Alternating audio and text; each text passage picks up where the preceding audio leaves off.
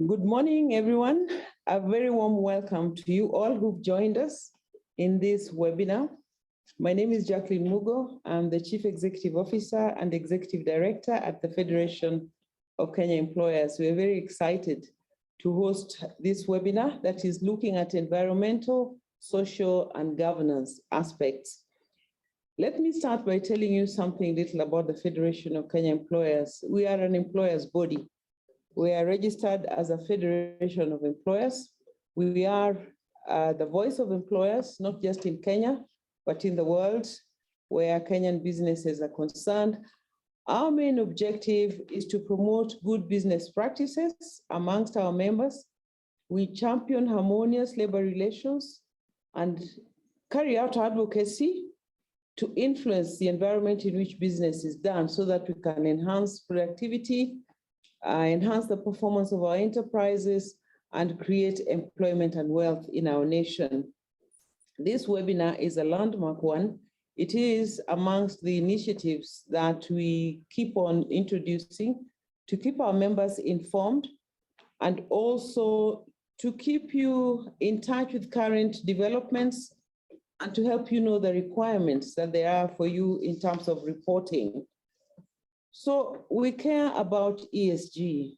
Beyond reporting of financials, environmental, social, and governance, which is what ESG stands for, reporting is increasingly becoming a critical component for all businesses.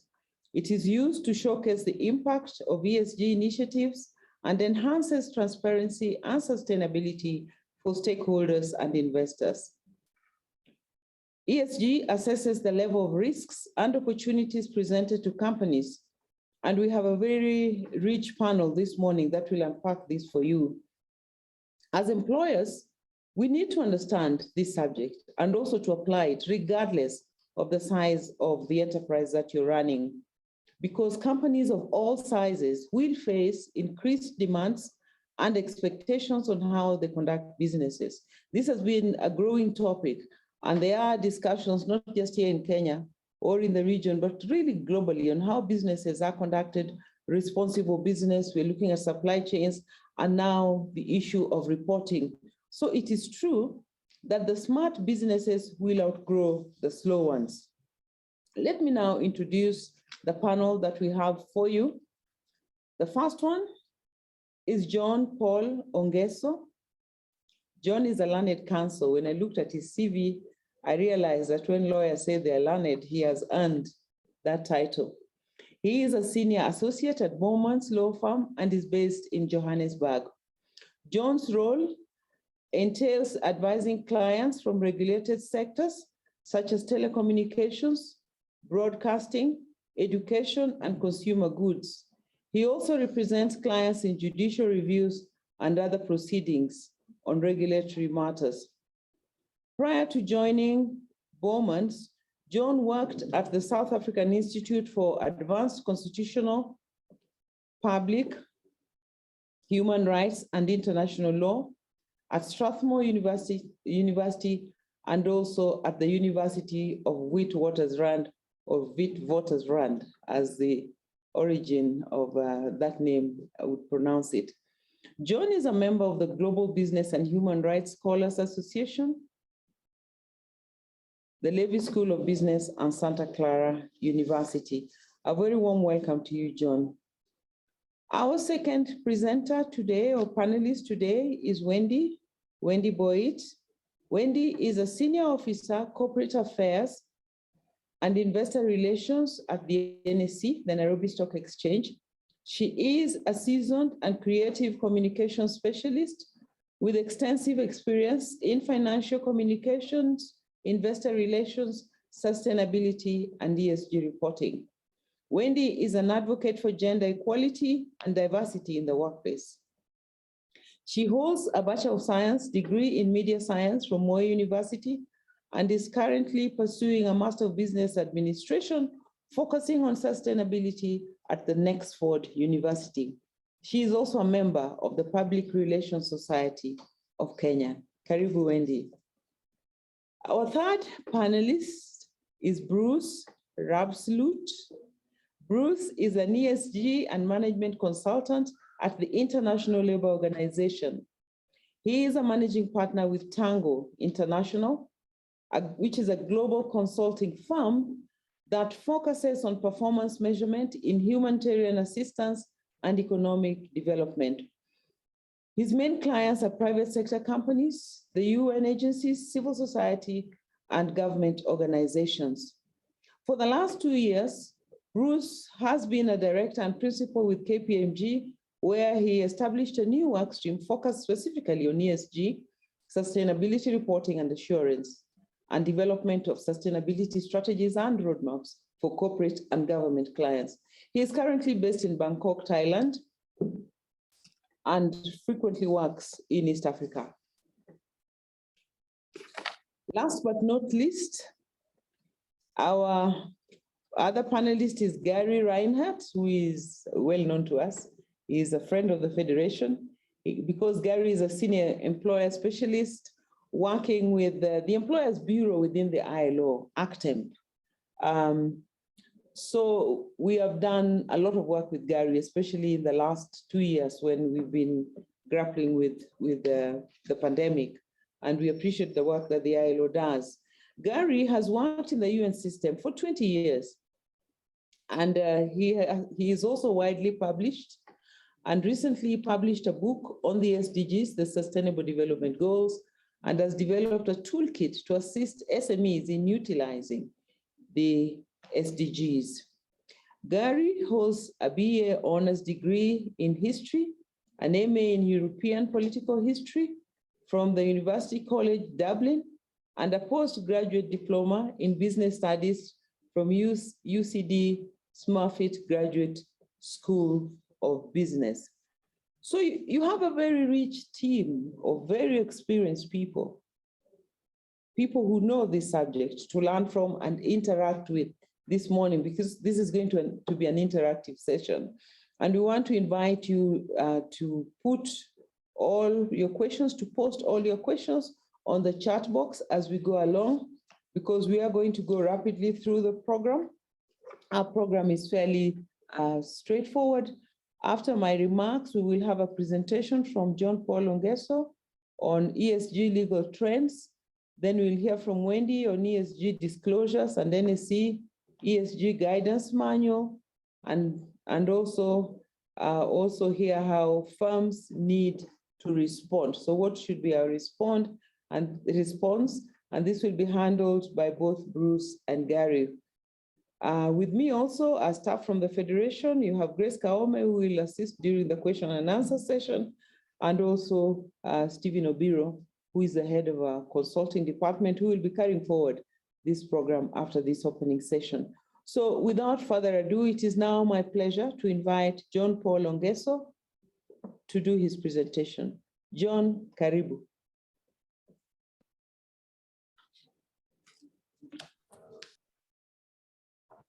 Thank you very much for the introduction and for inviting me to speak in this panel. I'm going to share my presentation before this John, onto the screen. There? Can you hear me?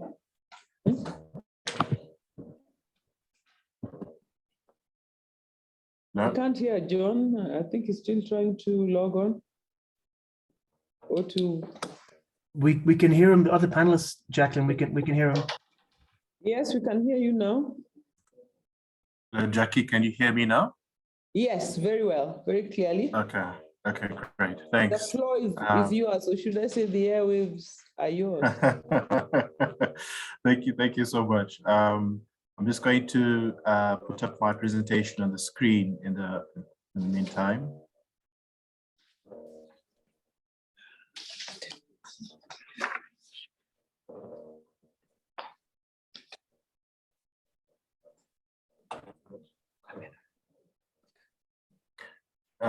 Grace, can you see the screen? Can you see my presentation? Is it visible?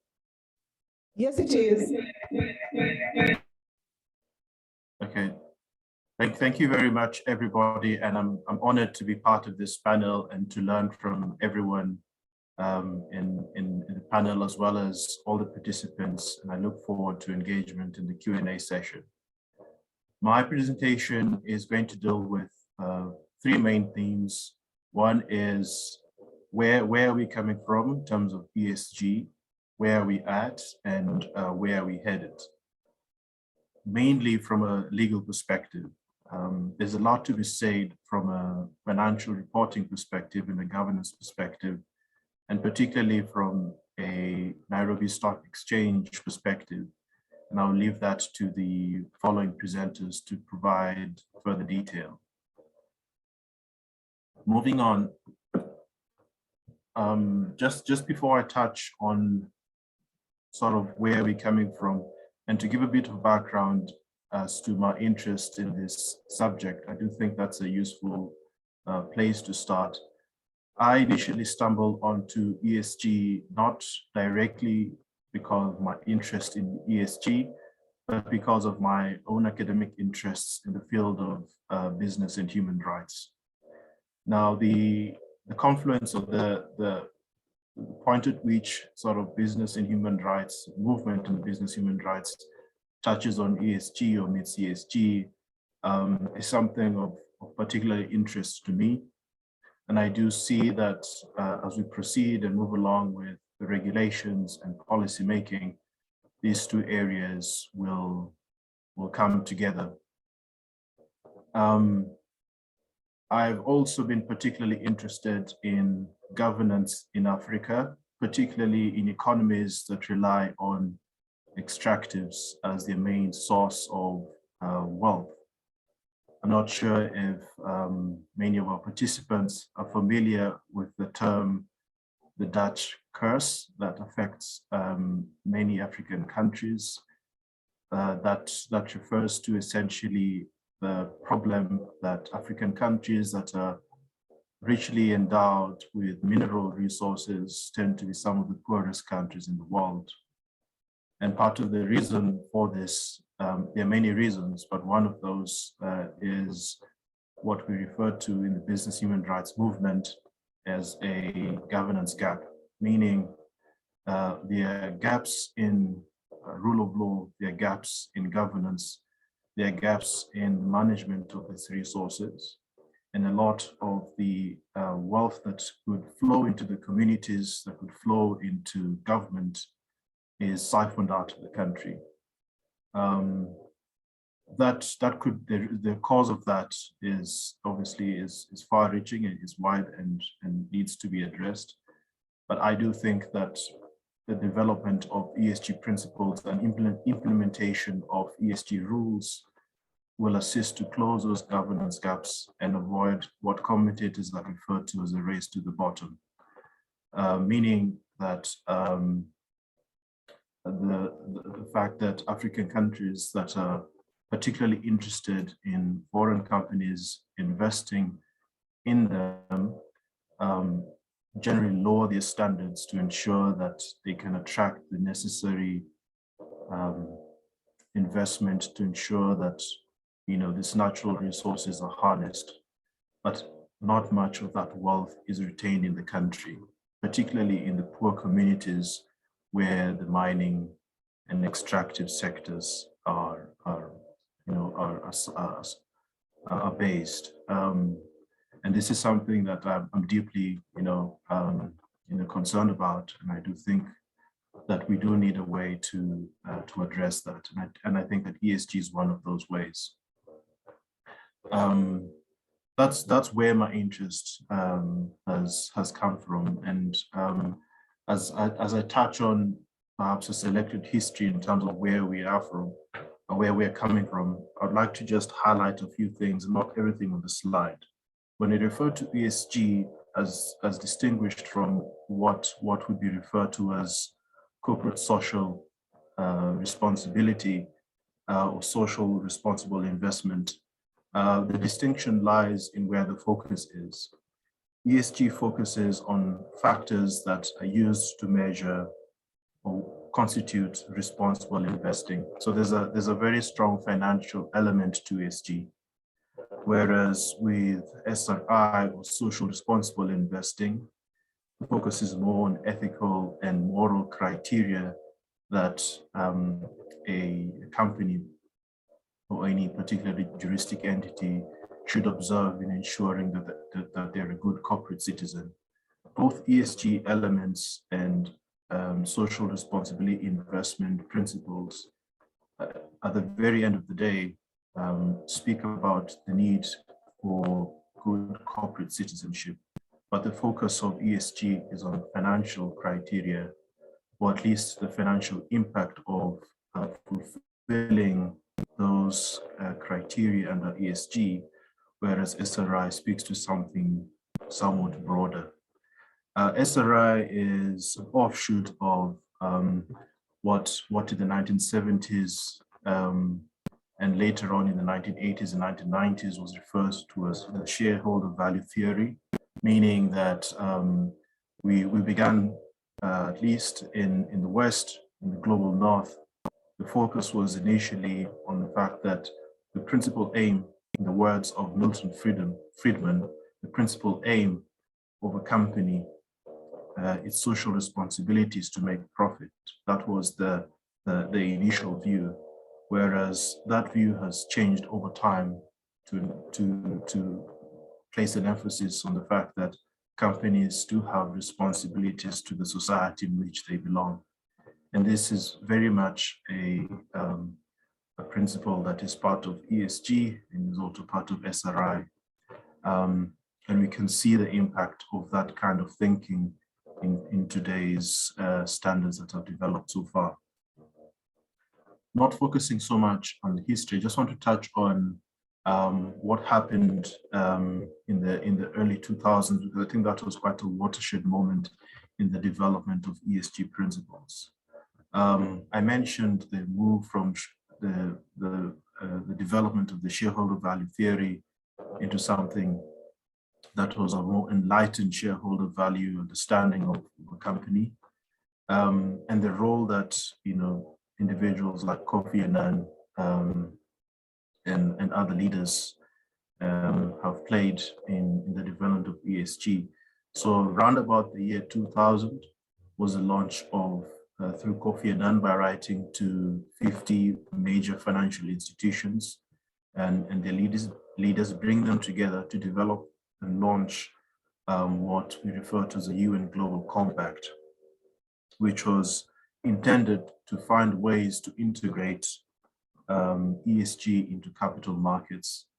We can already see from the launch of the Global Compact in 2000 that ESG's focus was more on the financial aspects of social responsibility. And that is how it has developed so far, distilled into environmental, social, and governance issues. That further led in 2006 to the development of the principles of responsible investment at the New York Stock Exchange, which is an initiative that has actually borne significant fruit and developed over time, with thousands of companies participating in that initiative. And further developments have taken place within both the United States and the European Union, with frameworks set up, EU frameworks of ESG set up both in the EU and in the UK, legislation being passed to assist companies both to not only observe principles of ESG, but also to report on how they're complying, or at least striving to comply with ESG tenets. We'll not go into significant detail because of lack of time, but I just wanted to give that sort of initial overview as to where all this has come from.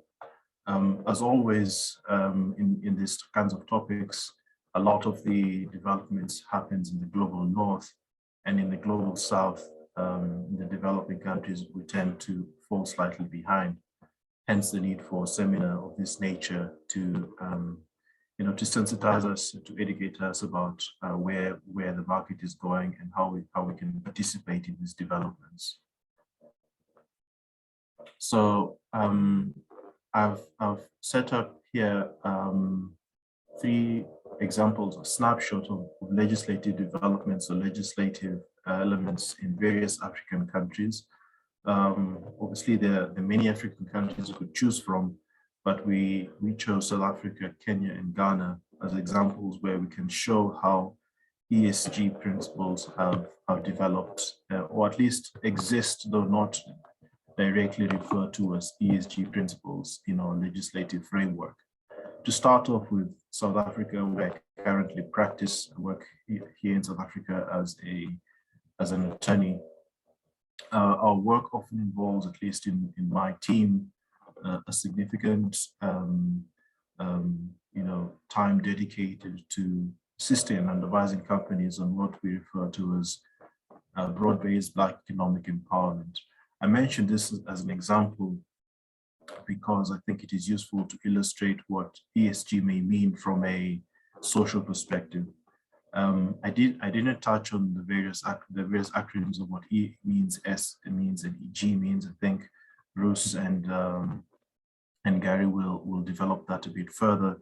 But just to touch quickly on that, the environmental aspect of ESG essentially focuses on what a company can do to ensure that its carbon footprint is low, to ensure that it participates in green energy initiatives, to ensure, for example, that its water use is not excessive, and similar types of initiatives that would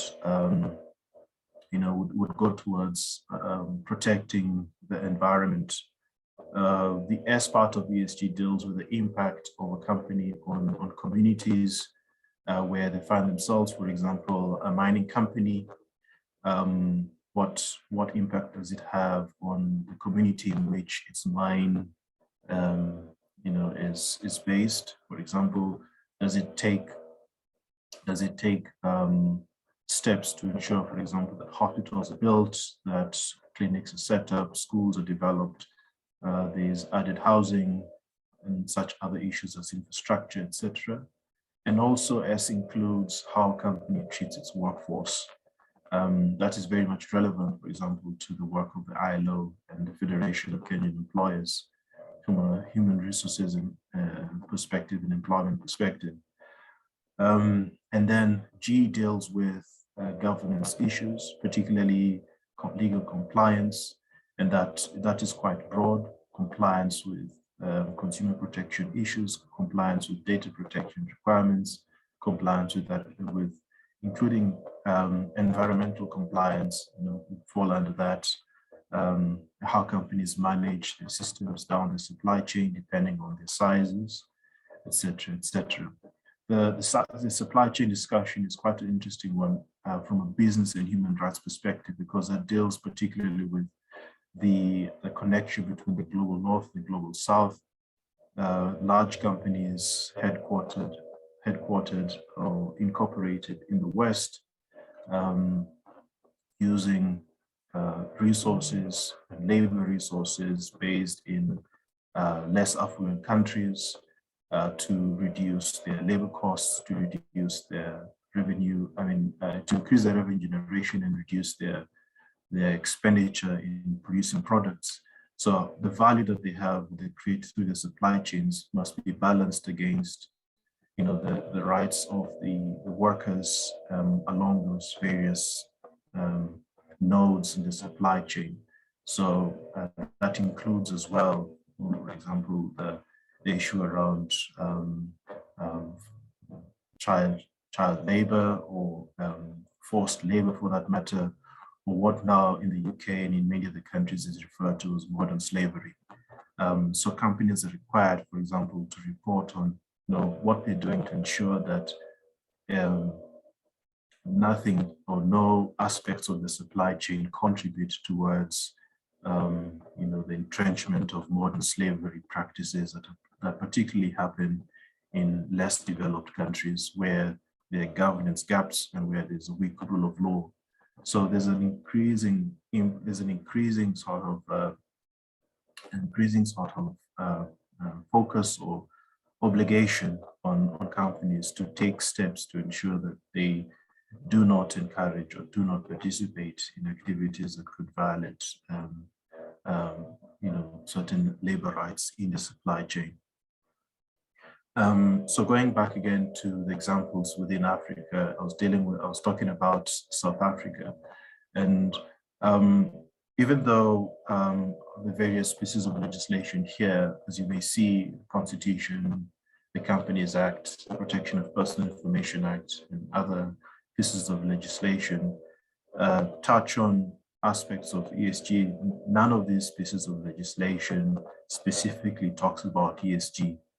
And this is where, the development of ESG in Africa, or at least even at a global level, will be of significant assistance, not only to consumers, to people on the ground, but also to companies, just to know, okay, what does complying with ESG mean for us?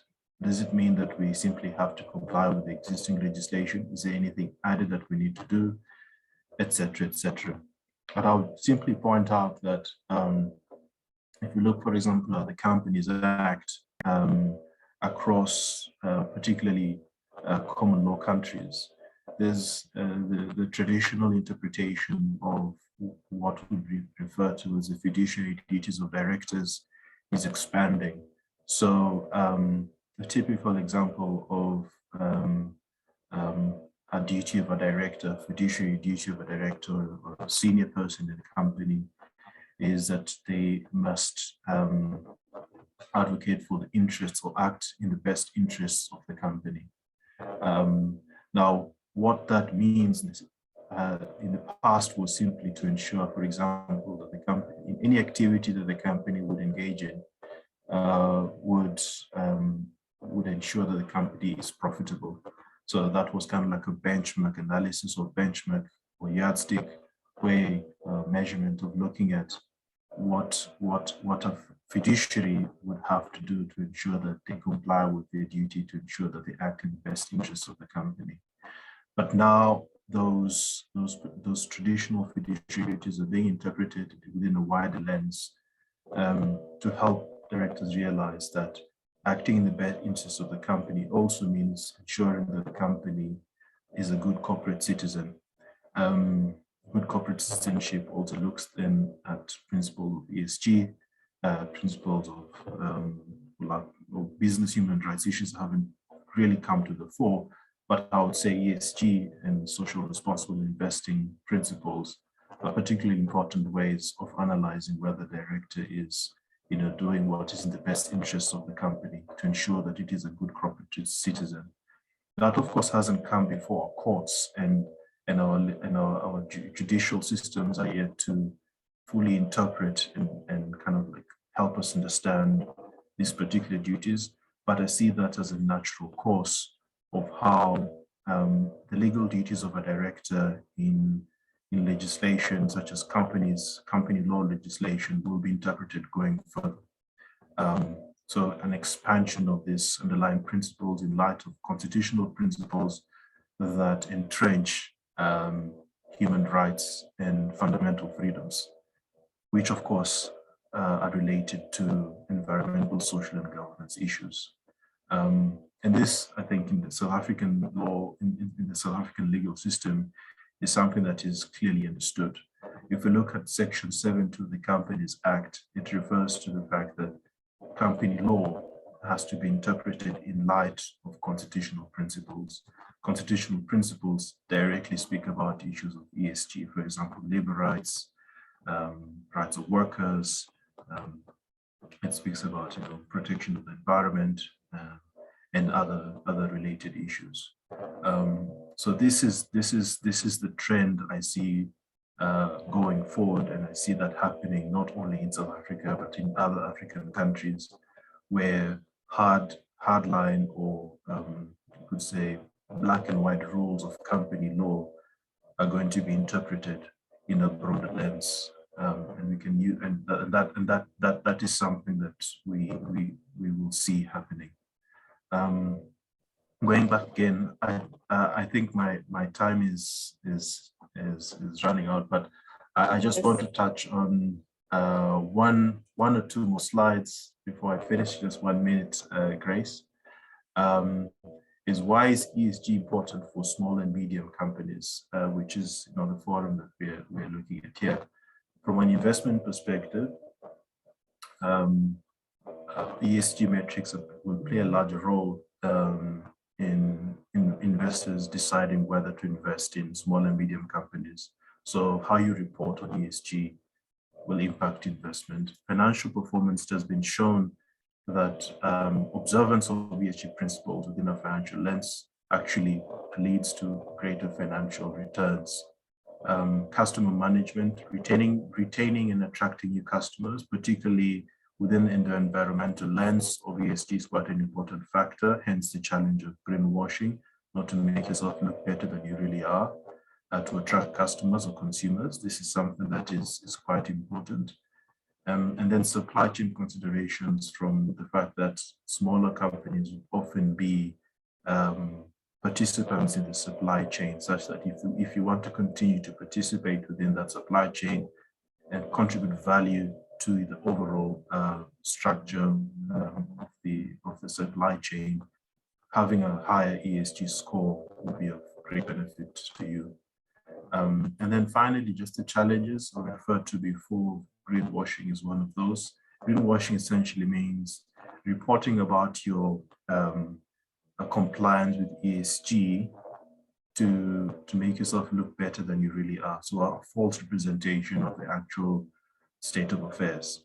That is a challenge because the reporting standards haven't yet fully been sort of embodied into law. Wendy will touch on that, dealing with the Nairobi Stock Exchange. We have similar sort of reporting standards within the JSE. That is something that is a work in progress. And then enforcement is a particular challenge from a regulator perspective, given the number of regulators that are involved in ESG. The advantages I've mentioned: access to capital, increased, and just the satisfaction of being a good corporate citizen, and sustainable development in your business are also increased advantages. I'm going to stop here because my time is up, and thank you so much for having me. Great. Thank you very much, John Paul, for that detailed introduction of the legal aspects around ESG. We'll definitely continue engaging on that subject. And I've seen quite a number of questions coming through from the delegates, so we'll address those as we progress. So at this point, just so that we can save some time, I'll first request Wendy to come in and make her presentation, which will look at really the provisions that the NSC has made around reporting in this country. So Wendy, karibu, what the manual provides for and what you're expected to do as businesses operating in this market. So we can stop share of John so that we can get Wendy's presentation. Thank you very much, Grace. I'll be sharing my screen in just a minute as I wait for Paul to stop share. Great, thanks, Paul.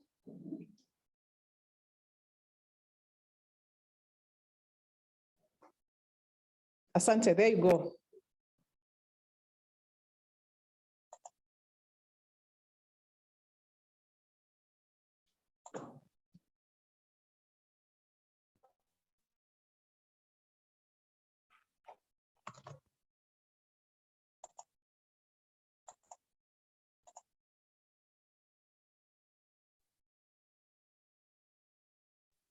Wendy, kindly have, yes, thank you. All right. So I will be speaking on starting you can see my screen here. So I will be taking you through starting the journey on ESG integration and reporting. So just an overview about NSC. We provide a securities trading platform. We have. Okay, fine. So we will get Wendy back shortly. She seems to have some connection issues. Sorry about that. We are contacting her to resolve that. She needed to speak to us about the provisions the NSC has made on the guidance manual So Wendy, if you're back, I hope your network connection is stable now.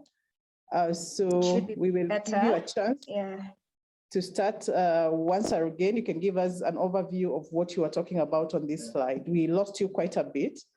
So back to you. Okay, so apologies for the interruption. I'm taking you through starting your journey on ESG reporting, and I think I dropped off when I was giving an overview of the NSE. So the Nairobi Securities Exchange, we provide a securities trading platform, and we have various products in our market and services, including equities, REITs, exchange traded funds, training, derivatives, data, bonds, Emakiba, and the Ibuka platform. We have 62 listings currently across various sectors, including agriculture, automobile banking, construction, commercial services, energy and petroleum, insurance, investments, manufacturing, and telecoms. We are members of certain bodies and organizations, including the World Federation of Exchanges, ASEA, Women's Empowerment Principles. There's the UN Global Compact. There is the Sustainable Stock Exchanges, London Stock Exchange, the JSE, among others.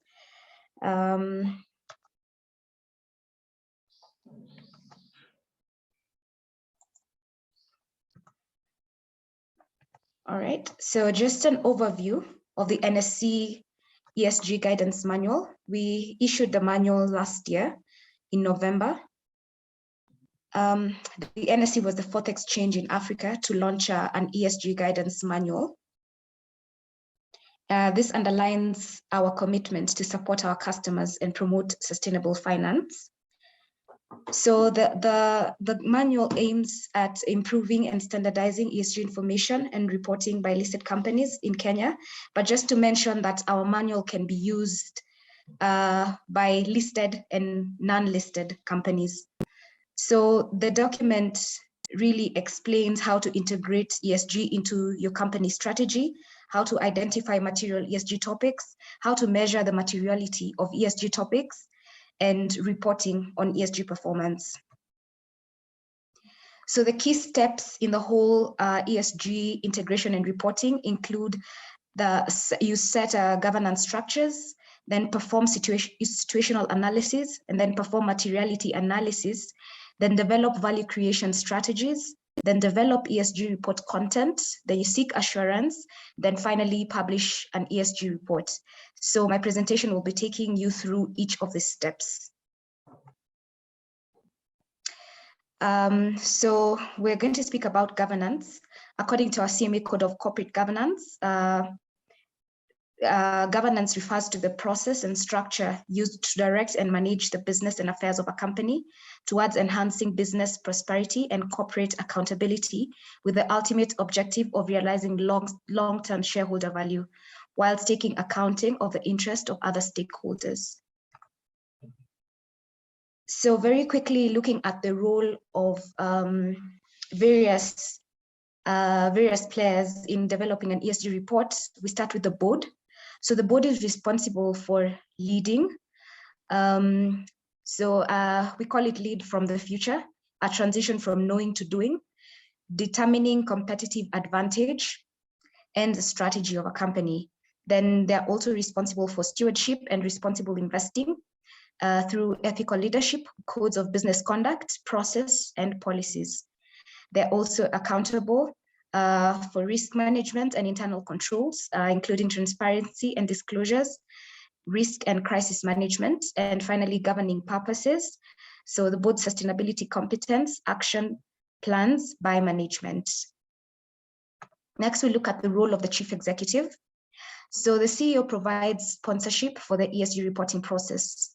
This is by appointing and resourcing the sustainability manager through stakeholder engagement, ensuring a capacity building plan is in place to create awareness of current and emerging ESG topics and build competencies in ESG management, and fostering and embedding sustainability culture within the company, and finally disclosing ESG performance to stakeholders on an annual basis. Another key player in the whole ESG reporting cycle is the sustainability manager, who is the focal point and primary contact for the ESG reporting exercise. The sustainability manager owns the reporting process, scope, and timelines, and is responsible for communicating progress to the board and executive committee. So the sustainability manager should recruit ESG champions across the organization, operationalize the management committee on ESG, gather and familiarize the reporting teams with the ESG reporting requirements and resources, raise awareness, develop a project management plan, and conduct kick-off meetings. So we move on to stakeholder engagement, where your stakeholders expect you to be transparent, to be trustworthy, to be consistent, to be ambitious, and accountable. So just to quickly define who a stakeholder is. So stakeholder refers to entities or individuals who are that can reasonably expect to be significantly affected by your company's activities, products, and services. Their actions can reasonably be expected to affect the ability of the company to implement its strategies and achieve its objectives. So when you're doing stakeholder mapping, you need to consider the economic influence, you need to consider social influence, environmental impact, fiduciary responsibility, the proximity, and distance. So when prioritizing stakeholders, the ESG team needs to look at the ability to influence against the level of interest of the stakeholder. So stakeholder mapping is very important and critical through the ESG reporting process, because this feeds into your materiality analysis. So when choosing the key material topics, it is important that you measure the importance of the topic to the stakeholders versus the significance of ESG impacts on the economy, the environment, and/or the society. I do hope that is clear. So what is a material topic? This reflects the reporting organization's significant economic, environmental, and social impacts, and substantively influences the assessments and decisions of stakeholders. So in our ESG guidance manual, we do highlight some of the material topics that companies should report on based on their industry. So when identifying a material topic, you need to factor in value creation. So according to GRI, they identify 3 aspects of value creation. That is, 1, value is created within the context of sustainability. Number 2, value creation delivers benefits beyond financial gain. And number 3, value creation is about delivering value to multiple stakeholders.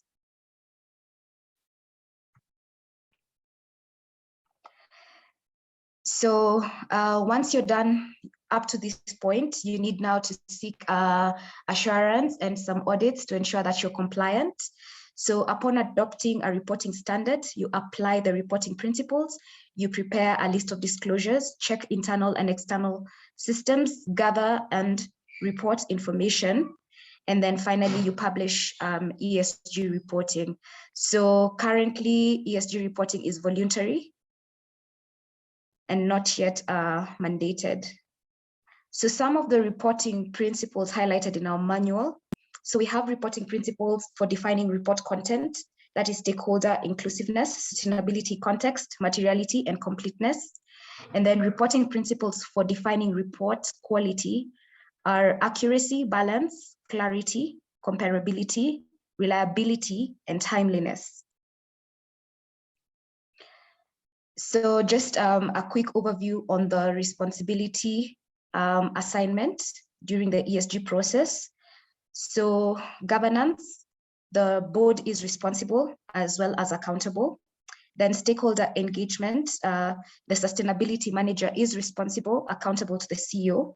Materiality analysis is sustainability manager as well, is responsible, accountable to the CEO. Value creation process, the sustainability manager as well, accountable to the CEO. Content development is also done by the sustainability manager, who is accountable to the CEO. Then assurance is done by the internal audit or external assurance providers, and they're accountable to the board. So our ESG manual, it fulfills other reporting obligations. So applying the document will also assist listed companies to comply with other requirements from other organizations like the CDP, the UN Global Compact, and the CBK. The manual also includes a guide on how to meet corporate governance reporting requirements contained in the CMA Code of Corporate Governance. That's the end of my presentation. Please feel free to drop any questions on the chat, and I will be happy to address them during the Q&A. Thank you. Great. Thank you very much, Wendy, for that detailed presentation on the provisions the NSE has made, what you're expected to do, and the roles of the various people involved in that process, right from the board to the CEO, the sustainability manager, among others. So we will engage a lot more on that subject shortly during the Q&A, and I've seen quite a number of questions coming through. But before we do that, at this point, I'd like to invite my colleagues Bruce and Gary to take us through the third part of the presentation, and then we can have a time to discuss all the questions that have come through. Thank you. Over to you, Tim. Great. Thank you, Grace. Hope you're hearing me loud and clear. So myself and Bruce will share this presentation. Bruce, can you go to the first slide? I think you're on the last one currently. All right. Good morning. Can you confirm, Gary, before we kick off, are you seeing just the slide or the slide and the notes, just in terms of the seeing this slide, just the slide. It's perfect. Absolutely perfect. Over to you, Gary. Okay, thanks. So good morning, everybody. And thank you for taking the time this morning to listen to this, I think, new and interesting area of work that FK is embarking on. I have to say it's very timely, and I commend Jacqueline and Grace and Stephen and all the team. So ESG is kind of a old new idea, in that, the idea of the social contract of companies has been around for, since commerce really kind of started, but it's been in the last 50 years, I think, as John Paul kind of showed you the kind of evolution of it. But I think it's really the last 2 decades where it's really kind of accelerated. And what you saw was really in the kind of the end of the 90s or mid 90s, where you had, particularly in certain kind of sectors, garment sector, textile sector, footwear sector, and particularly in Asia, you had a lot of kind of claims of sweatshops and all of these kinds of really poor working conditions, which really accelerated the introduction of various kinds of frameworks which came along, and they then started to really accelerate now in the last 2 years. So the frameworks were devised to help guide corporate behavior, improve it, and you had a number of kind of big ones. I won't go through all of them, but maybe just a few of the larger ones. 1998 was the ILO's Declaration on Fundamental Principles and Rights at Work. It was kind of core labor standards put together into a singular vehicle. It's just been updated in the last few weeks, and I'll come to that a little bit later on in the presentation. The UN Global Compact in 2000, covering labor and human rights, workers' rights, environment, and then later an anti-corruption component was added to that one. The UN Principles for Responsible Investment in 2006, which actually coined the phrase ESG. 2014, the UN Guiding Principles on Business and Human Rights. And then increasingly, what you find in the last number of years is companies using the UN Sustainable Development Goals, the SDGs, as a kind of a reference point. And I think ultimately that will become the main reference point for ESG reporting. But what you have with ESG, so ESG is different to that in that it's an investment strategy. It's where investors look for firms that have a strong environmental, social, or governance footprint.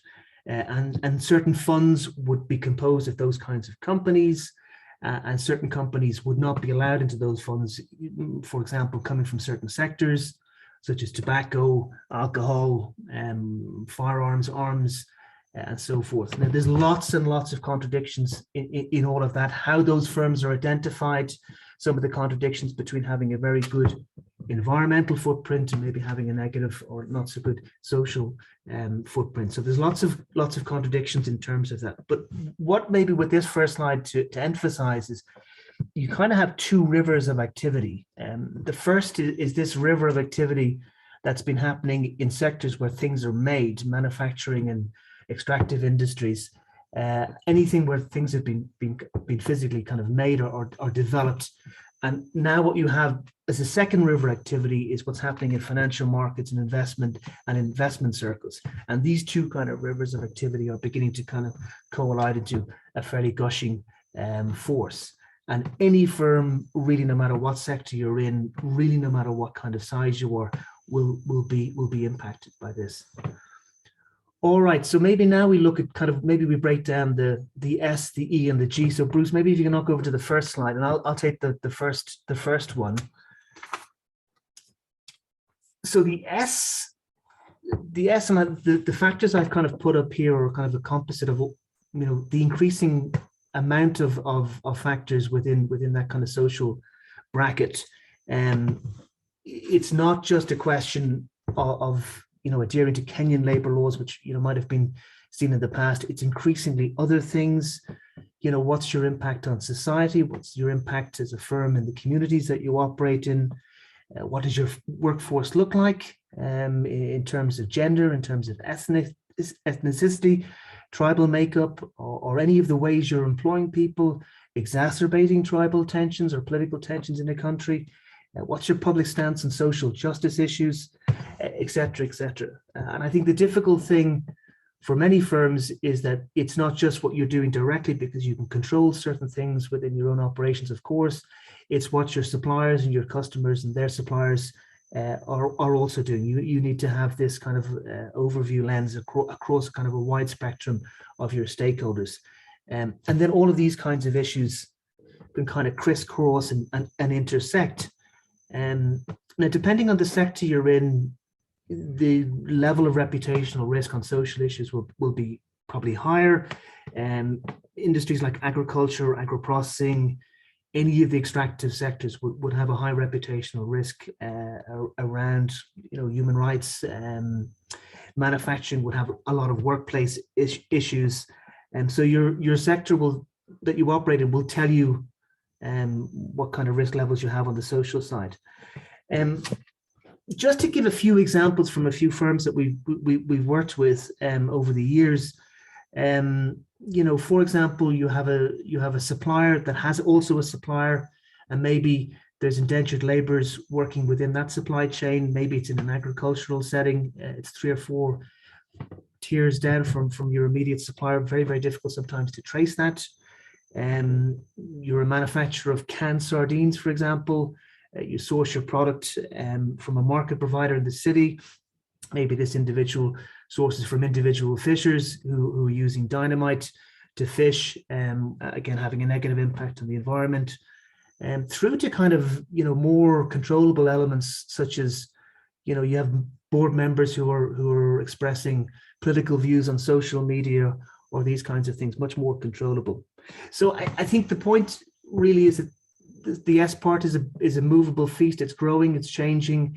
It impacts directly your operations and indirectly your suppliers and customers. And again, there's a whole range of kind of overlapping risks which firms need to be alive to. Okay, Bruce, maybe talk us through the E part. Thanks, Gary. I'm not going to put on my video. I'm just afraid it'll disrupt the connection. Happy to flick on the video when we get to the Q&A in a bit.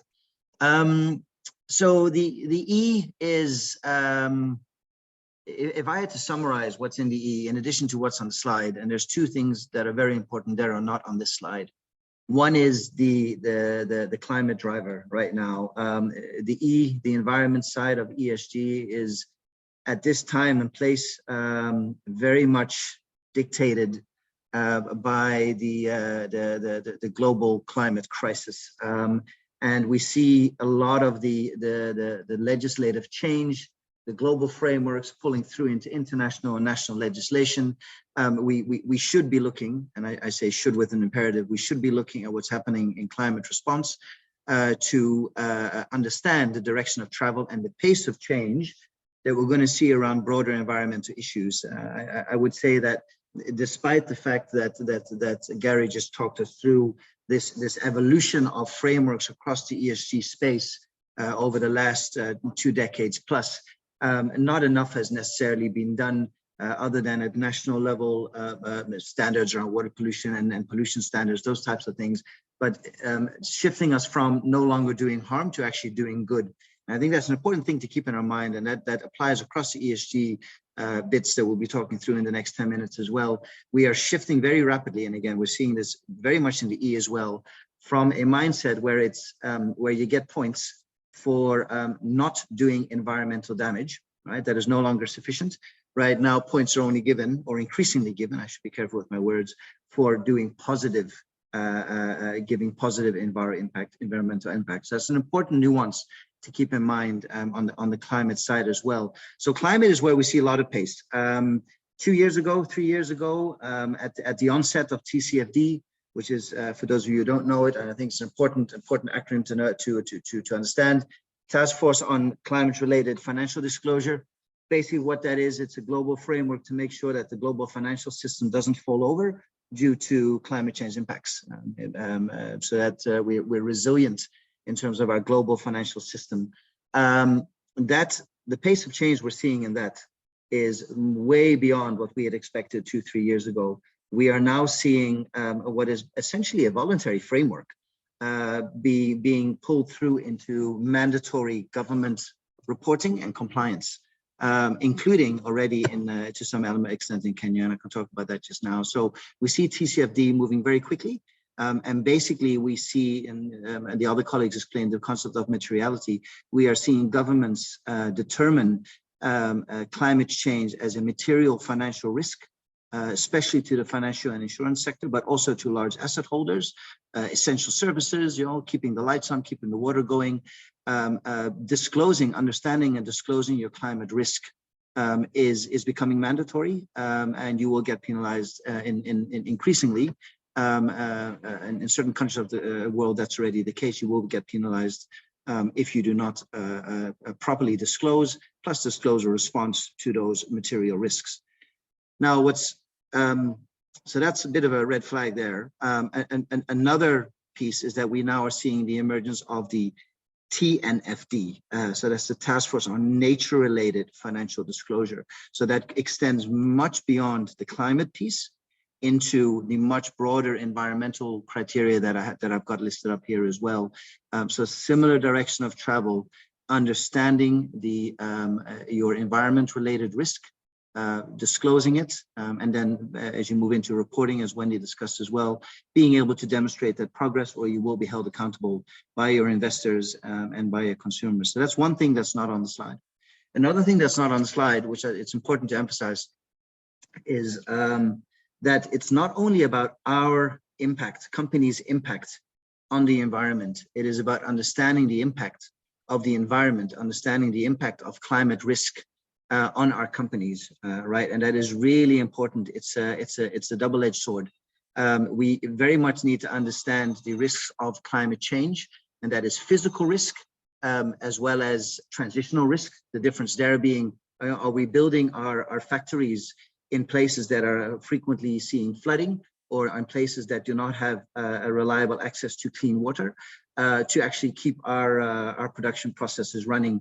If we don't have sufficient foresight and we build them in the wrong place, then that can pull through into even board level, director level liability for that material risk, that physical risk that we did not keep in mind. Similarly, transitional risk, which is the knee jerk that often governments have to some of these ESG related trends. It's sometimes hard to predict how government responds. They may put in place legislation that is unexpected, that catches companies off guard, that creates a material risk in that sense as well. So in addition to what we see as the traditional environmental issues, there's the pace that we're seeing in terms of legislation, regulation, and compliance issues. And there's also understanding the risk that these environmental and climate issues pose to our direct business processes. Gary, am I doing the next slide as well? Let's see what's next. Oh, the governance. Yeah, I think I am. All right. All right. So when we talk about ESG, G is, I often talk about it with clients, government and corporate clients. G is where we have the opportunity to get our own house in order. A lot of the E and the S, a lot of the triggers, the catalysts for getting in, paying attention to environment and social issues are externalities. We often don't know how we're creating environmental and social problems. So it's often an external pressure-driven process. To G is where on the internal side, we need to make sure that we've got our own house in order. And governance, there's multiple ways to define it. I find it easiest to unpack in two ways. It's making sure that we demonstrate principles of good governance, and that means doing the right thing, doing it in the right way, being principle-based. As a company, being clear what you stand for, what you want to be known for, what are the ethics of the company, the principles, the commitments we adhere to, and the way we do business, right? And things such as transparency, figure very strongly there, being known for positive impact, etc. The other element of governance is very much how we set ourselves up. And Wendy, you spoke to that quite a bit already in terms of the roles and responsibility, role clarity within different organizations in terms of particularly around accountability, who's accountable, who's finally responsible for some of these issues. A lot of that ends up with the boards.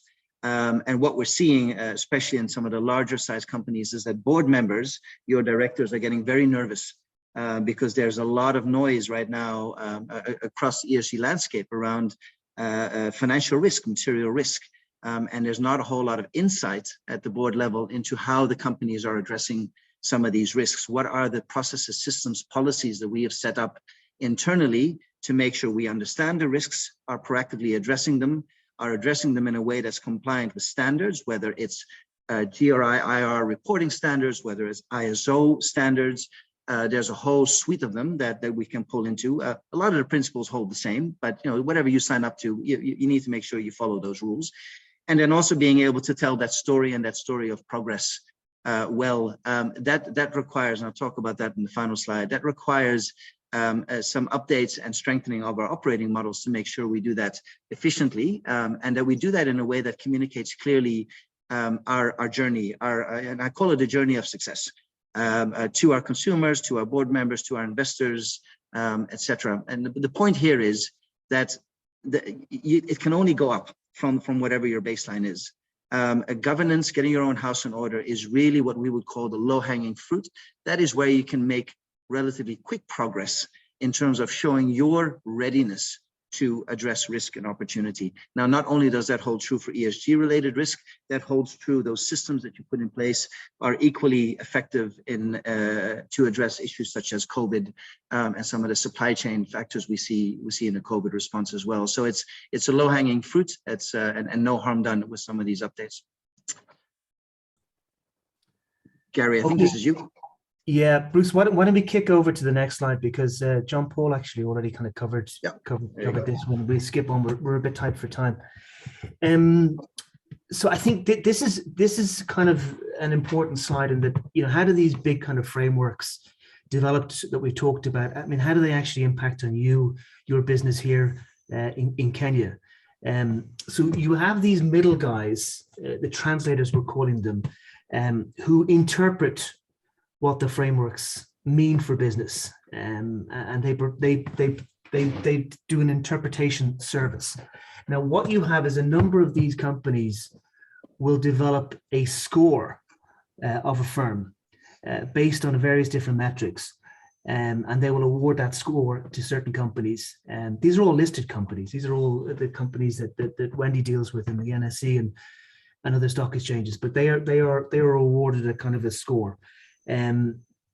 That can be highly subjective, highly subjective. And as I said, there's lots of contradictions in this. As I said, you can have a very high metrics in one particular area of the ESG and maybe a negative one or a not so good one in others. So it's a highly subjective process. It's based on some mandatory reporting, but also on a lot of voluntary information that is gathered in different ways. So, you know, I think a lot of kind of question marks around this whole process. Reporting should be, as Wendy said, on material issues, meaning stuff that is relevant and important for the company, not just any different sets of metrics. I think then you're asking the question, okay, I'm not a listed company. You know, we're a moderate sized Kenyan company. We don't deal with stock exchanges. How does this kind of impact on me? Well, it impacts on you through what's referred to as boundary issues. And that means if you are a supplier to any listed company, you're going to have to provide them with some of these ESG assurances. You're going to have to provide them with assurances that there's none of these negative elements happening on the social side, the environmental side, or the governance side, and they will look to you to get those assurances. So I think in time, all of these kind of things get slowly kind of pushed down, and so you have to be able to provide those kind of assurances. Just on the ILO declaration on fundamental principles and rights at work, this has been updated for the first time in 24 years this month, actually, and 2 health and safety conventions have been added to that basket of fundamental rights. So it was child labor, forced labor, freedom of association, and discrimination were the 4 kind of pillars of 4 pillar conventions within that instrument, and health and safety have been added to that. So I think what you'll start to see now over the coming months and years is much more concern and interest around the health and safety space, and pushing down from any kind of larger kind of company that you're dealing with. They will want to know a large degree of assurances around that kind of space. Bruce, kick on to the next one. I think we're running a bit tight in time. So I think, you know, in terms of the importance of this, you look at what's happening in financial markets. Obviously, the growth of ESG funds is gone from millions to billions, and it's now really looking at trillions. It's an incredible growth, and I would put 2015 as a kind of a tipping point where it really started to kind of accelerate. But what you're also seeing across the continent is the growth of green, blue, and social bonds. Now, if you're like me and didn't know what a bond was up until a few weeks ago, it's a financial instrument much like a loan, only it's companies and governments that issue bonds and investors who lend them the money. So a social bond is a bond that funds social issues, a green bond funding environmental issues, and a blue bond is something around marine ecosystems and supporting oceans. South Africa was the first country on the continent to issue a bond. I think it was 2012, and then Morocco and Nigeria kind of followed in more recent years. I think Morocco was 2016, Nigeria 2017, Kenya 2019, and they would be kind of the main leaders. But it's growing really quickly. Egypt in 2020 issued a $750 million green bond. In the SADC region, there's an initiative to help all of the stock exchanges in the SADC region with green bond structures and systems, and then in West Africa, it's something similar as well. So this is becoming quite well established. In more recent times, we've seen a bit of a tilt towards social bonds, and I think this is going to be a real kind of growth area. In 2020, the African Development Bank raised $3 billion for a 3-year bond to help alleviate economic and social impacts, negative impacts from the COVID-19 pandemic, and that was exceeded by I think $2 billion, and I think it's the largest social bond ever launched anywhere. Elsewhere in Morocco, 2021, a gender bond and that supports female entrepreneurs was launched, and then Seychelles most recently in 2018. I think it was the first blue bond. I may stand to be corrected on that. So a lot of stuff happening in financial markets, and I think, again, strong growth, particularly within the social bond sector. All right, Bruce, maybe kick on to the next one. I will. Just a point here, because just to round out what you're saying, Gary. So this, colleagues, is an example of that. You know, it's not enough to mitigate negative impact on environmental and social issues. These are examples of where you get rewarded for having positive impact. And this links very much to things such as sustainability-linked loans, where also if you work towards an ESG good, you have favorable financial terms, etc. So this is the direction of travel of if we want to differentiate ourselves in ESG, we need to look at where we're giving positive impact. It's no longer good enough to do CSR type issues and only mitigate negative impact. On the next slide, I'll try and be a little bit quicker. This really speaks to the points that Gary already made about how it affects you.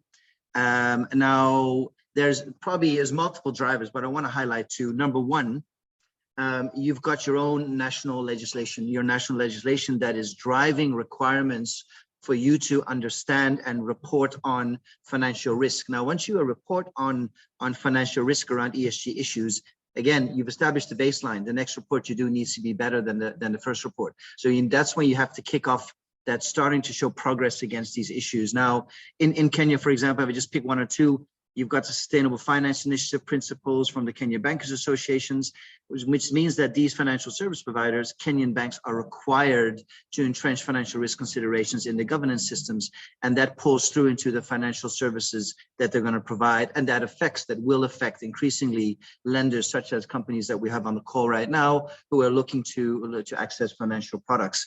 That financial risk consideration will pull through into the lenders themselves.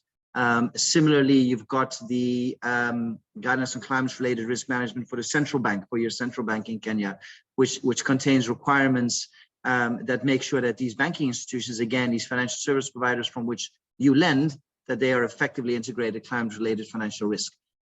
This pulls through directly from the TCFD that I was talking about, the Task Force on Climate-Related Financial Disclosure, and how governments are interpreting that. Now, this is what we call transitional risk.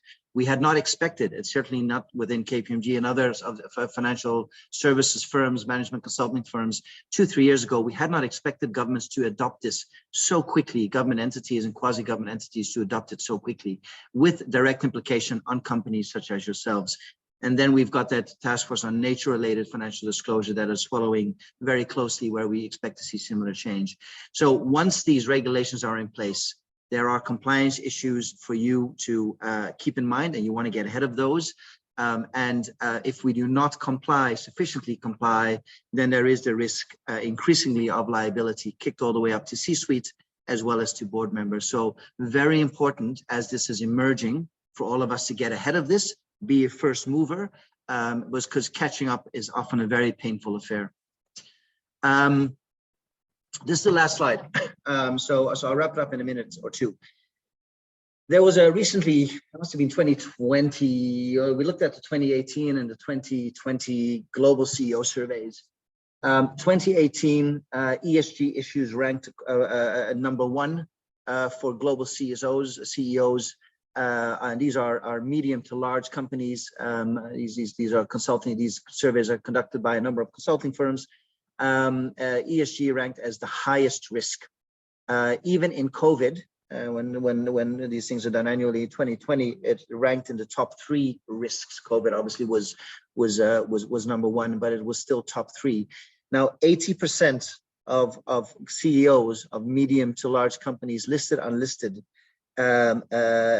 feel, and this was, I think this was 2021, feel that ESG is in the top 3 risks. Only 30% of those CEOs report that they understand this risk. So they know it's a big risk, top 3, but they don't understand it. And less than 20% reported that they had any type of system in place that would allow them to effectively address and implement mitigation and response measures. So that is woefully inadequate. We recognize, and globally it is recognized, that these are big issues. We also recognize that we are not set up for this, and that means understanding impacts to our business model, the services that we provide, what we're known for, how we brand ourselves, how we're consumer facing, etc. And at the same time also understand the implications on our operating model. And there's a couple of truths here that we know just from trying to run good business that hold true. Agility, technology, all these issues, all these measures will help us be more resilient and more agile in response to these types of shocks and stresses, whether it's COVID, whether it's ESG related issues. The systems are no-brainers. So it doesn't necessarily tell us to do anything new. What it is doing, it is catalyzing a rapidity of change. We do need to move a little bit faster in making sure our systems are resilient. And then in addition to that, that our supply chains are resilient too. And just on the previous slide where I said it's the national legislation that is driving some of this national interpretation of global frameworks, it's also the larger companies to which some of us are a part of that supply chain. These larger companies are increasingly being made responsible for their supply chain, but are not in any way equipped to support the supply chain to achieve its own ESG maturity, which means that in the short term, you're going to have unreasonable requests in terms of signing up to all kinds of terms and conditions, policies, etc., that you're really not set up for. So getting ahead of that curve, again, that's the main message here, is pace of change is very quick. Other colleagues have spoken about, how you can set yourself up with sustainability managers, etc., but it's moving a lot faster than we thought. We need to get ahead of this, and a lot of the good business principles that we already know to be true will help us do that. I'm going to stop there. Gary, would you like to close out with any final words? No, that's it, Bruce. I think let's hand over. I think we've got 7 minutes left, Great. and we indulged a little bit too much there. Okay, Grace, over to you. Thank you. Thank you, Bruce and Gary, for that really good presentation. And you've really taken us through quite a good number of points. And I like the fact that you say that it is no longer enough to not do damage, but it is really worth doing things that really will earn you points. Good enough for you. You need to do good rather than avoid doing that which is harmful to the environment or any other aspect that we're looking at. Asante. So we will now go to our Q&A, and just to hasten the process because of the number of questions we have, I will try and summarize, and we'll start in reverse order. So I will shoot just about 3 or 4 questions to you, Bruce and Gary, and you can decide who answers which question. So the first is a question around ESG, CPD reporting, and GRI, just really clarification around the differences or the similarities between those 3. And then also just talk something around the involvement, who should be involved. At some point, Wendy talked about participation. So really, who should participate in the process? A shop floor staff involved in that process.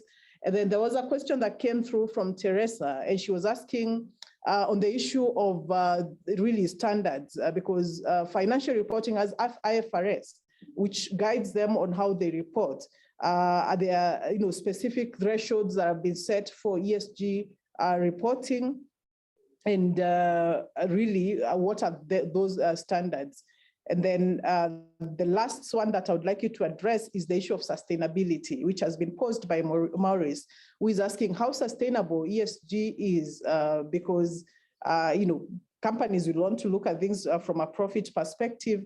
Are there chances that some companies may close down, and especially if you look at like the chemical companies that we have in Kenya?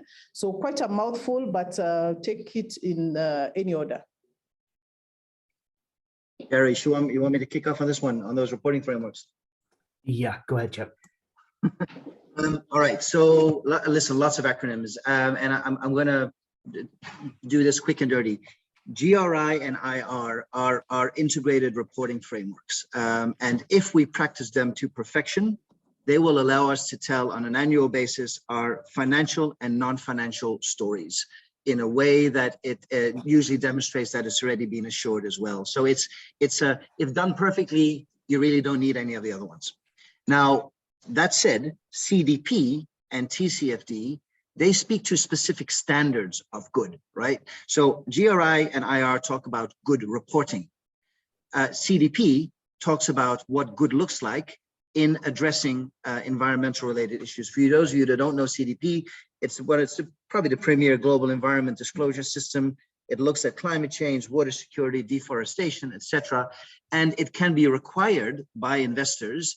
They can require you to put up a CDP score. Now that score needs to be evidence-based, and you need to get the A rating, which is what the investors want, you need to go public with it, right? So you can get a B, which means you do everything, but you're not confident disclosing it in the public domain. An A rating means you do. So separate from GRI and IR, where we have a framework to set up our reports, etc. CDP tells us what good looks like. TCFD tells us what good looks like in strategy, risk management, targets and metrics, good governance, etc. So those are more standard issues of standards, whereas the others are more issues of a reporting framework. Now, arguably, if you do the reporting according to the rules, you will capture the other standards as well. Unfortunately, we need to be reminded of what good looks like, which is why these standards come into play. I'm going to stop there. I know I didn't touch on everything, but there was a lot in that question, Grace. That's fair enough for that. Maybe you can have comments on the others. Who is to be involved? Shop floor staff, should they be involved in this? All right.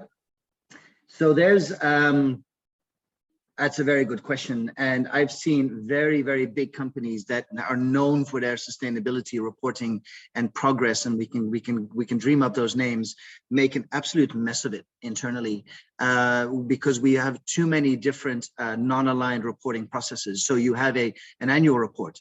Then you've got a sustainability report, then you've got a CDP disclosure, then you're doing a TCFD disclosure, and none of this speaks to each other.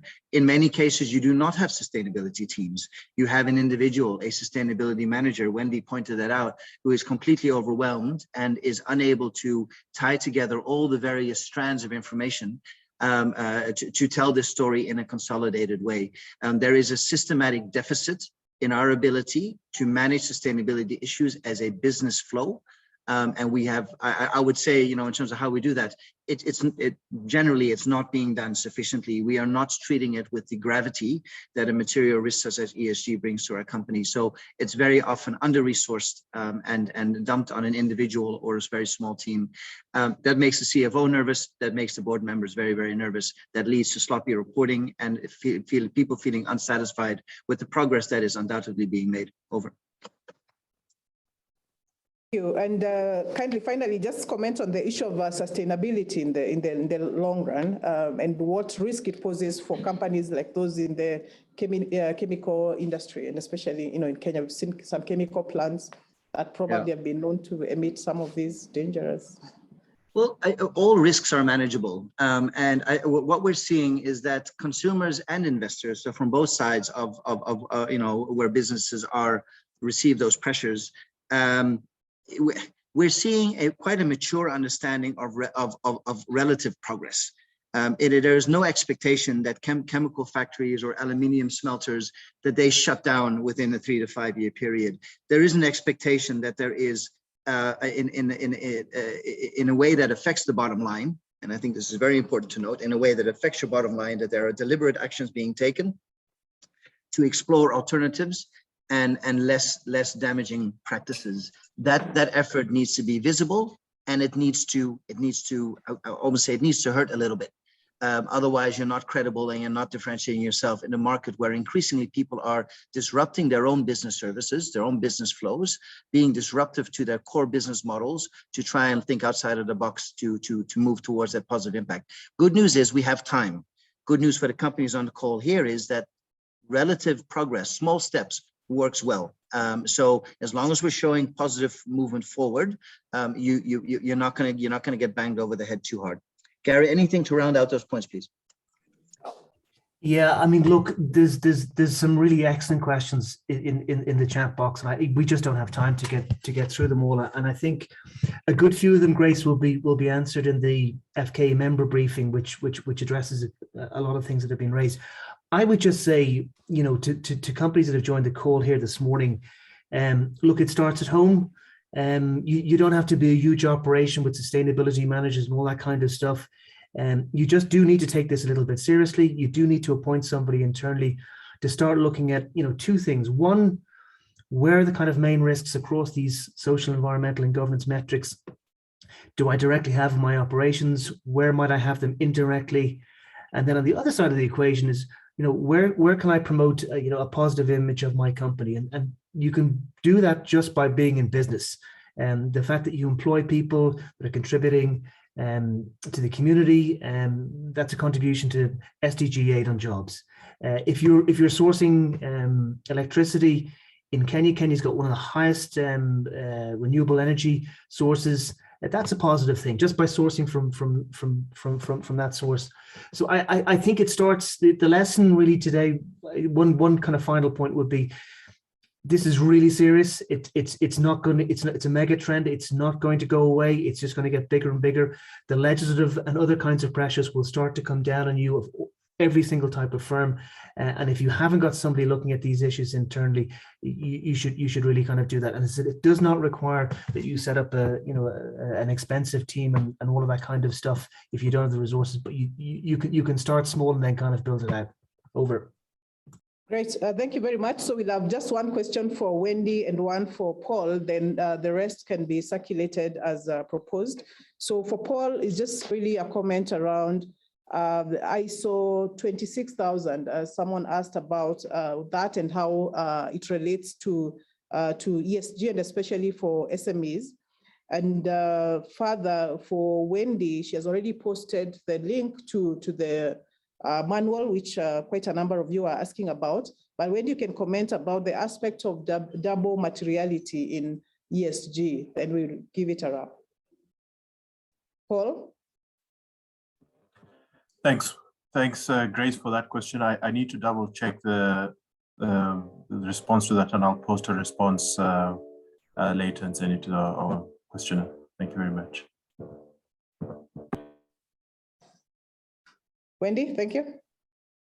All right, so really the concept of double materiality, it acknowledges that the company should report simultaneously on sustainability matters that are, one, financially material in influencing business value, and two, material to the market, the environment, and people. So really it's just to describe, it describes like how corporate information can be important both for its implications and a firm's financial value and about a firm's impact on the world at large. So, and particularly with regard to climate change and other environmental impacts. So I hope that is clear. Okay, thank you. So Wendy, you will possibly also post for us responses to a very specific question that was asked by one airline that is logged in here. About organizations that are involved in carbon emission or offsetting of the same. Oh, okay. Yeah, so, sorry, I didn't get back to you on that one, but I know of Kengen. Okay, great. Thank you. So we will provide responses to the other questions that have not necessarily been addressed in this open forum. And now in the interest of time, we'd like to wrap up. So I will hand over to our CEO and Executive Director, Madam Jacqueline Mogo. Thank you very much, Grace, and to all the participants, and really to our presenters. I've been listening in, and clearly this is a very new, engaging, and yet compelling topic, which all businesses have to engage in. I heard Gary say that regardless of your size as an enterprise, you really do have to assign someone within the organization to follow through on ESG so that you are able to address the issues and also to be compliant and to showcase your company. So this is a new thing. We all have opportunities to learn. It seems to me that the business environment is always changing. There's never a dull moment. There's always something new to learn. As we had, even the regulatory frameworks at international level have changed. We are expanding the fundamental principles and rights at work at global level because of the changes that we're seeing. So as businesses, we need to keep abreast.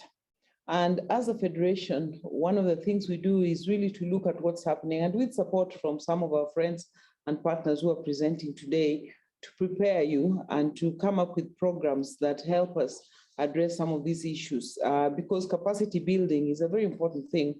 As lawyers say, ignorance of the law is no defense. I think for government, as employers, we also can't say we didn't know that this was a requirement. And globally, we have to showcase our businesses as businesses that care and that are keen on compliance and also addressing the risks.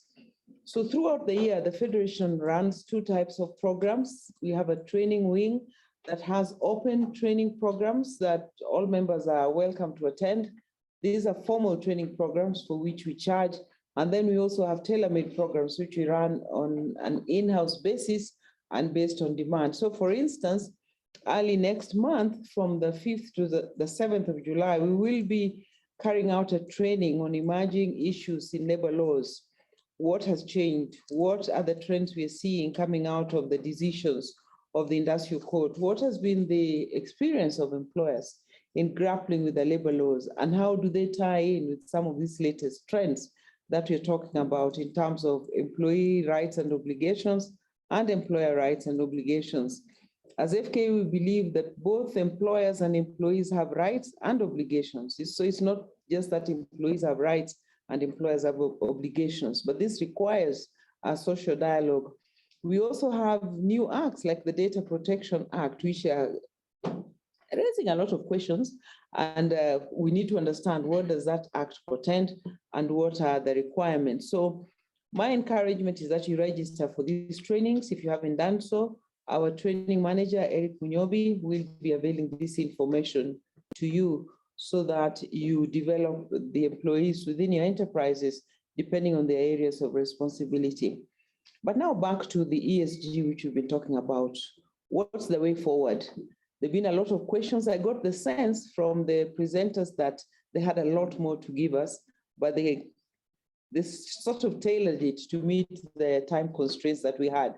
So we need to push this forward and be able to actually now conduct a training program, the FKE Leader ESG training, which we will put together, we have put together and we'll keep improving. Really, our aim is to help you and your businesses to navigate through these changes, to implement some of those areas that you've learned, to answer some of the questions that you were asking and which were responded to, but perhaps we could go through them into greater depth.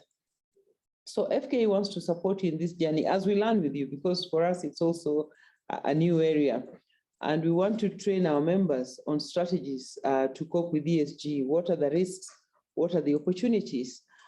This Leader ESG training is specifically developed for medium-sized to large Kenyan companies, the so-called missing middle companies that are increasingly feeling the pull and the push to have their systems and processes to be in place and also to be in line with some of the things that we were talking about. This training program, I believe, will give us all, and especially you who are practitioners out there, because we are a support. We are your voice, we support you, but you are out there in the marketplace. It will give you deeper insight on how to implement this, and I think also give you networks within the corporate world to work with, and therefore favorably position yourself in the marketplace and going forward. We had a lot about the global frameworks and the legislation.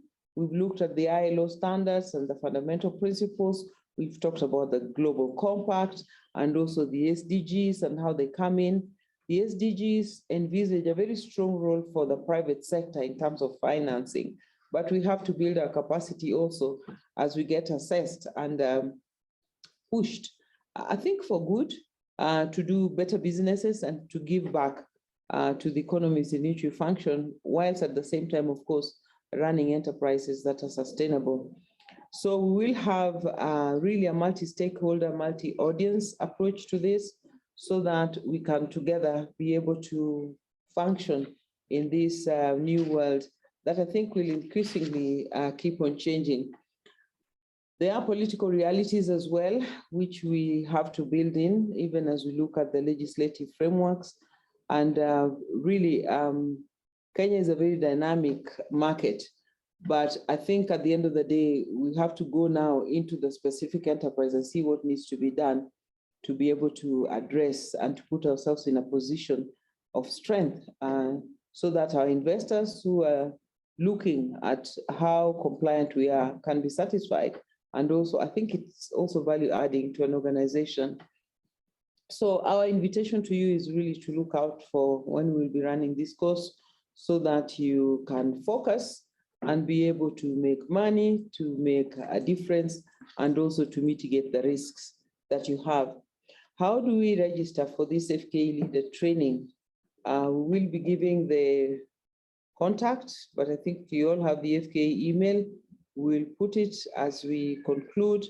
And I just want to end by thanking you all very much for responding. There was very strong response to our invitation to this particular webinar, and we hope we can take it forward together so that we learn. And you can just contact us through our email, and we will have that slide. I want to especially thank our panelists very much for their informative presentations, their practical experience and insights, which were very useful. And finally, to Gary, thank you very much for always remembering your constituents on the ground and helping us be able to craft these programs to address the ever-changing business environment.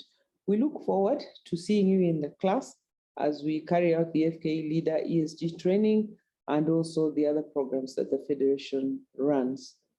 From us here at FKE, it's Kwaheri ya kuonana. Bye.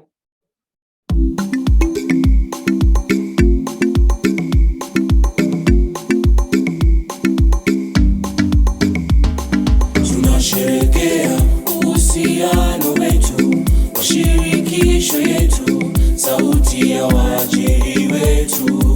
Tunasherehekea uhusiano wetu, mashirikisho yetu, sauti ya waajiri wetu. Tunasherehekea uhusiano wetu, mashirikisho yetu, sauti ya waajiri wetu. Tunasherehekea uhusiano wetu, mashirikisho yetu, sauti ya waajiri wetu. Tunasema asante waajiri, asante wanachama, asante washirika, asante. Tunasema asante waajiri, asante wanachama, asante washirika, asante.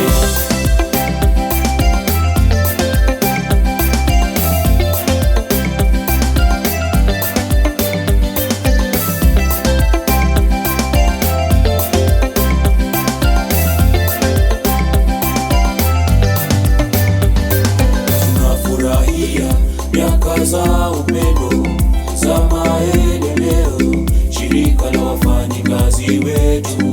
Tunafurahia miaka za upendo za maendeleo, shirika la wafanyikazi wetu.